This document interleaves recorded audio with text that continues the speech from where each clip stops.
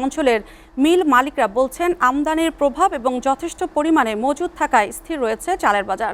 অপরদিকে বড় মৌসুম চলে আসায় শীঘ্রই চালের দাম বৃদ্ধির সম্ভাবনা রয়েছে না চাল ব্যবসায়ীদের। ঈদ পরবর্তী সময়ে কেমন যাচ্ছে চালের বাজার সে বিষয়ে বিস্তারিত জানাতে কুষ্টিয়া থেকে সরাসরি যুক্ত হচ্ছেন সহকর্মী সোহাগ মাহমুদ খান।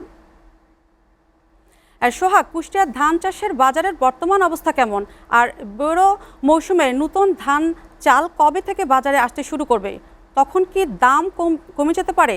সোহাগ, আপনি আমাদেরকে জানাবেন।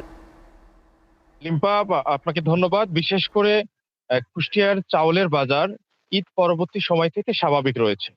আপনি জানেন যে সারা দেশে দ্বিতীয় বৃহত্তম চাউলের মোকাম কিন্তু কুষ্টিয়ার খাজানগরে। কাজেই কুষ্টিয়া থেকে শুধু কুষ্টিয়া নয়, সারা বাংলাদেশের চাউলের বাজার নির্ধারণের একটি ব্যাপার কিন্তু রয়েছে এই কুষ্টিয়া থেকে।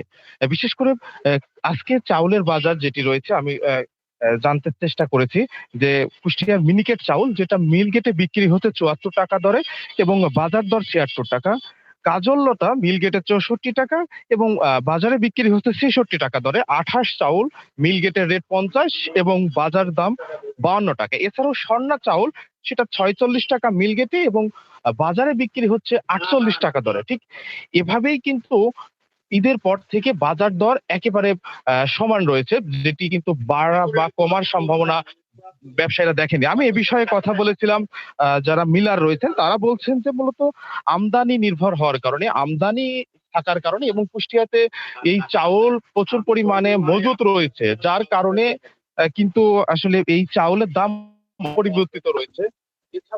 এছাড়াও আরেকটি বিষয় বলি, আমি বিভিন্ন ব্যবসায়ীদের সাথে কথা বলেছিলাম, তারা বলছে যে সামনে বড় মৌসুম থাকায় বিশেষ করে এই বড় মৌসুমে কুষ্টিয়াতে কিন্তু প্রায় ৩৫,০০০ হেক্টর জমিতে কিন্তু বড় আবাদ হয়েছে, যার ফলে কিন্তু বলা চলে যে প্রচুর পরিমাণে ধান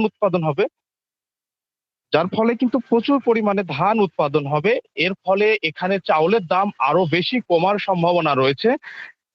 এবং আমি আরেকটু কথা বলে রাখি, বিশেষ করে যে কুষ্টিয়া চাউলের বাজার কুষ্টিয়া চাউলের বাজার এখন যে পরিমাণে রয়েছে সেটি বিষয়ে বিভিন্ন ক্রেতা যারা তারা বলছেন যে আসলে বাজার যদি সঠিকভাবে মনিটরিং করা হয় তাহলে বাজার অপরিবর্তিত থাকবে। এছাড়াও আমরা কথা বলেছিলাম কৃষি বিপণন কর্মকর্তার সাথে, তারা বলছেন যে বাজার নিয়ন্ত্রণ রাখতে তারা সবসময় কাজ করে যাচ্ছেন, যেন কোনো রকম ভাবে বাজার ঊর্ধ্বগতির দিকে না যায় সেই বিষয়ে তারা সবসময় লক্ষ্য রাখছেন। লিম্পা।